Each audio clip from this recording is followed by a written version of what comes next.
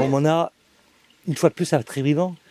Eh ben, écoute, oui, ça devient une habitude, voire un rituel. C'est vrai que je soutiens l'association Soulevant les pieds sur terre depuis le début, que je fais également partie de l'association en tant qu'adhérente et que je soutiens le combat de l'association. Alors, il est vrai que nous avons déjà gagné une bataille puisque le tribunal administratif a cassé effectivement l'autorisation du préfet, autorisation de monter cette maternité porcine que nous qualifions, nous, d'industrielle, et de fait a cassé le permis de construire donné par monsieur le maire de Trébrivant.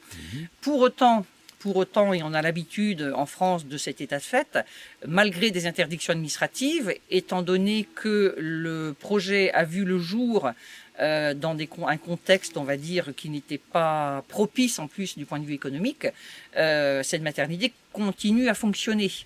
Ah, on peut ça. Continue à fonctionner. Alors on sait que les porteurs de projets ont des difficultés économiques mais qui ne sont pas relatives à l'action de l'association, mais qui sont bien dues, c'est un effet direct de la crise de ce système qui est destiné à produire toujours plus de viande destinée à l'exportation, notamment puisqu'on voit bien 5 à 600 000 porcs vivants tous les ans qui quittent la Bretagne, donc ils sont nés en Bretagne, ils ont été élevés en Bretagne, ils ont pollué en Bretagne, je pense aux algues vertes, et ils vont se faire abattre, notamment en Allemagne, et se faire transformer. Et on sait que par exemple l'Allemagne a multiplié par plus de 700% la quantité de produits transformés à base de viande de porc importés, et donc la question du modèle économique est clairement posée, de son devenir.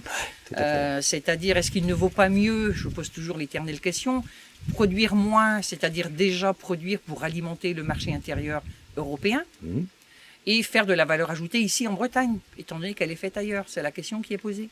Qui reste encore posée, quoi. Et qui reste encore posée. C'est vrai que du coup, l'association n'a pas terminé encore son combat, il n'a pas atteint encore son objectif. Et c'est vrai que cet objectif est bien de développer une agriculture paysanne avec donc de nombreux paysans sur les territoires, et qui permettrait donc la stabilisation de la population dans le monde rural et la stabilisation, voire le renouveau et la dynamique des services publics et de la vie sociale dans ces territoires ruraux qui ont le sentiment quand même d'un gâchis et d'un abandon.